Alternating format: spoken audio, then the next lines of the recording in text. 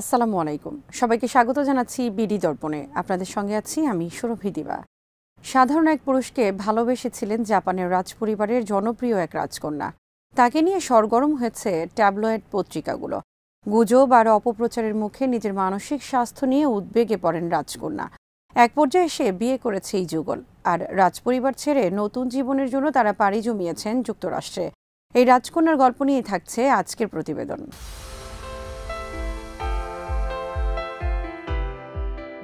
জাপানের রাজকন্যা মাকো সম্রাট নারুহিতোর ভাতিজি। সম্প্রতি মাকো তার আইনজীবী বাগদত্তা কিকুমুরোকে বিয়ে করেছেন।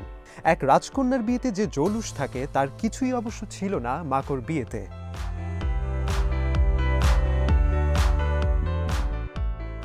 একজন রাজকুমারীর বিয়ের কথা ভাবলে সবার চোখে একই দৃশ্য ভেসে উঠবে।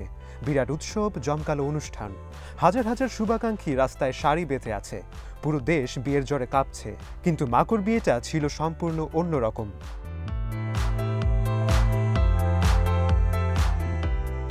একটা বিয়ে যতটা সাদামাটা হওয়া সম্ভব তেমনটাই হয়েছে এখানে। বরকনে টোকিওর এক নিবন্ধন অফিসে বিয়ে রেজিস্ট্রি করেছেন। এরপর ছোটখাটো সংবাদ সম্মেলন করে সেটার ঘোষণা দেওয়া হয়েছে।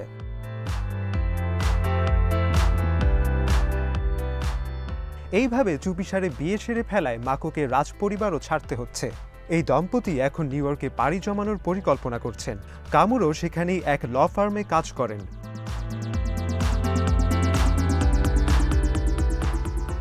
অনেকে হয়তো মাকোর গল্পকে ব্রিটিশ রাজপরিবারের সাথে মেলাতে পারেন, কিন্তু বাস্তবে দুই ঘটনার মধ্যে মিল খুবই সামান্য।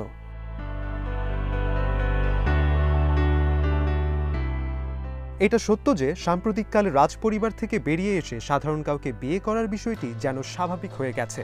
ব্রিটেনের রানীর বোন princess Margaret photographer Antony Armstrong জোন্সকে বিয়ে করেছেন। উইলিয়াম বিয়ে করেছেন কেইটকে। তবে রাজপরিবারের বাইরে বিয়ের বিষয়টি ইউরোপীয় রাজপরিবারগুলো মেনে নিতে শুরু করেছে।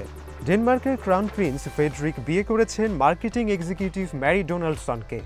স্পেনের এককালের ক্রাউন প্রিন্স ফেলিপ বিয়ে করেন সিএনএন প্লাসের সাবেক সংবাদ উপস্থাপক লেটিজিয়া ওর্টিজকে।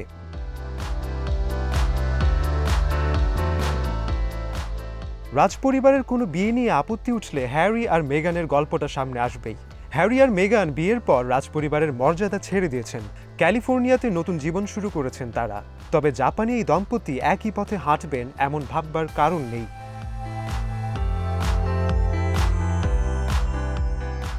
পোর্টল্যান্ড স্টেট ইউনিভার্সিটির জাপানিজ স্টাডিজের পরিচালক কেনরু বলেন, ব্রিটিশ রাজপরিবারের সদস্যরা বিপুল ধন সম্পদের মধ্যে বড় হন। একই সাথে বিভিন্ন দাতব্য কাজে সরাসরি অর্থ সংগ্রহ করেন তারা। কিভাবে পুরো বিষয়টি কাজ করে সেটা তাদের ভালোই জানা থাকে। হ্যারি আর মেগান যখন যুক্তরাষ্ট্র চলে যান এবং রাজপরিবার নিয়ে বিভিন্ন কেচ্ছা কাহিনী শোনাতে থাকেন, তখন এর ভেতর দিয়েই তারা বহু মিলিয়ন ডলার কামিয়ে নিয়েছেন।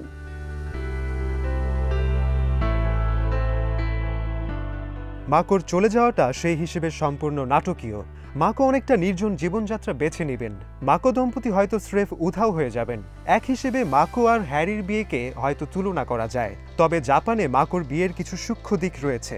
সবচেয়ে বড় বিষয় হলো মাকো নিজ থেকে তার রাজ উপাধি ছাড়ছেন না। জাপানের বহু শতকের রাজপরিবারের নিয়ম অনুযায়ী এটা ঘটতে যাচ্ছে।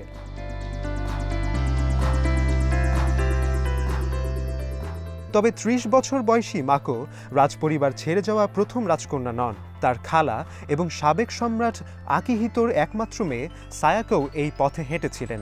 ২০০৫ সালে নগর পরিকল্পনাবিদ ইয়োশিকি কুরোদাকে বিয়ে করেছিলেন তিনি।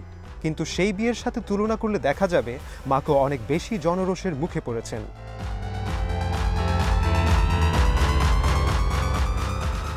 বহুদিন ধরে ভালোবাসার একটা গল্প হয়ে থাকবে তাদের প্রেম। কলেজে পরস্পরের সাথে পরিচয় হয় মাকো আর কোমুরোর। ২০১৭ সালে তারা বিয়ের ঘোষণা দেন। শুরুতে পুরো জাপানে একটা উচ্ছ্বাস ছড়িয়ে পড়েছিল, তবে শিগগিরই পরিস্থিতি ভিন্ন দিকে মোড় নেয়।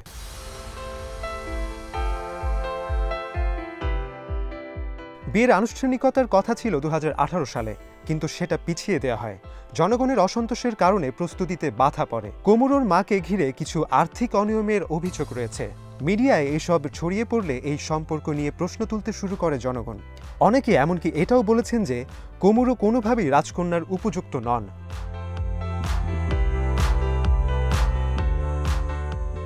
মানুষের আশঙ্কা এই বিয়েতে রাজপরিবারের সুনাম ক্ষুণ্ণ হবে। রাজপরিবারের বহু শুভাকাঙ্ক্ষী মাকোকে তাদের বোন বা মেয়ের মতো দেখে। তারা মনে করছেন মাকো একটা ভুল সিদ্ধান্ত নিয়েছেন।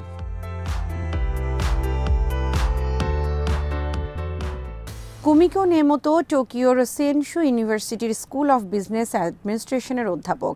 তিনি বলেন, জাপানের রাজপরিবারের সদস্যরা, বিশেষ করে নারীরা, বহুকাল ধরে একটা মূল্যবোধ লালন করে আসছে।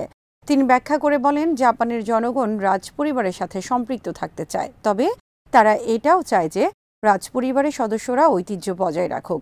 তারা মনে করেন নারী সদস্যদের উচিত রাজপরিবার আর জাতির ঐতিহ্য মেনে চলা।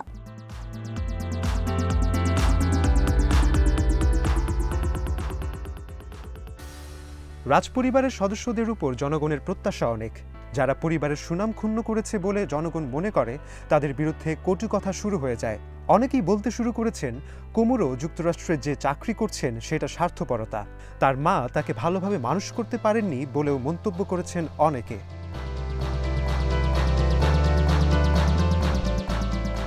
কুমিকো বলেন, বহু জাপানিজ নারী পুরুষ দীর্ঘদিনের সমাজ ব্যবস্থার মধ্য দিয়ে চলে আসছেন।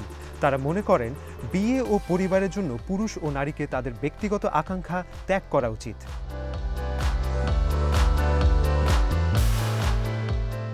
জাপানের রাজপরিবার নিয়ে কাজ করেন সাংবাদিক মিকিকো টাগা।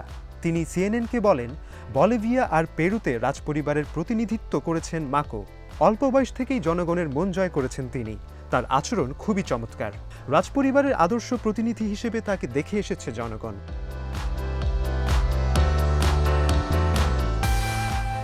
জাপানের রাজপরিবারের সদস্যদের এক ধরনের আধ্যাত্মিকতাও লালন করতে হয়। রাজপরিবার নিয়ে ব্রিটেনের মিডিয়ায় যেমনটা হয়, সেটা জাপানে কখনো হয় না। মিডিয়া সবসময় একটা সশ্রদ্ধ দূরত্ব বজায় রাখে, যদিও কিছু ট্যাবলয়েড ধরনের পত্রিকা রয়েছে যা এসব নিয়ে গুজব রটিয়ে থাকে।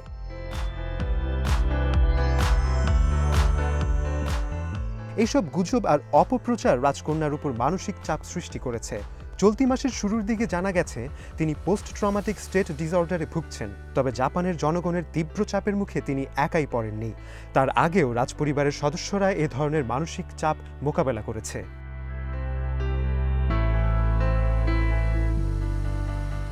বর্তমান প্রিন্সেস মাসাকোকেও মানসিক স্বাস্থ্য সমস্যায় ভুগতে হয়েছে। তার শাশুড়ি সম্রাজ্ঞী এমেরিতা মেচিকোকেও একই সমস্যা মোকাবেলা করতে হয়েছিল। প্রিন্সেস মাসাকো ভেবেছিলেন রাজপরিবারে বিয়ের পরও কূটনীতিক ক্যারিয়ার চালিয়ে যেতে পারবেন, কিন্তু বাস্তবে সেটা হয়নি। বিয়ের পর মাসাকো টের পান তার প্রধান দায়িত্ব হলো একজন উত্তরাধিকারীর জন্ম দেয়া। যুক্তরাষ্ট্রসহ অন্যান্য দেশের নারীবাদীরা এ ঘটনায় খুবই হতাশ হয়েছেন। তারা আশা করেছিলেন মাসাকো হয়তো নতুন দিনের সূচনা করতে পারবেন।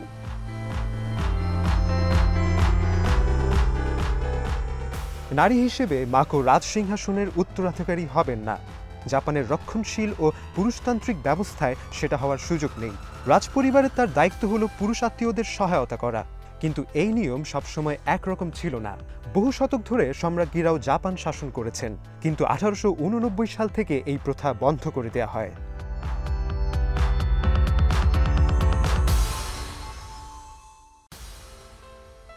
মাকো রাজপরিবার ছেড়ে যাওয়ায় রাজকীয় আইন নিয়ে নতুন করে বিতর্ক শুরু হবে।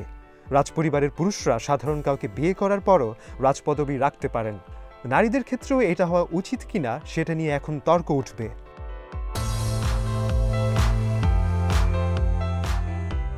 মাকো রাজপরিবার ছেড়ে যাওয়ায় জাপানের রাজপরিবার সংকুচিত হয়ে আসলো। এখন একজন মাত্র রাজসিংহাসনের উত্তরাধিকারী অবশিষ্ট আছেন। তিনি হলেন মাকোর ভাই 15 বছর বয়সী প্রিন্স হিসাহিতো। এটা একটা অদ্ভুত বাস্তবতা যে বিশ্বের প্রাচীনতম রাজবংশের অস্তিত্ব এখন নির্ভর করছে এক স্কুল বালকের উপর।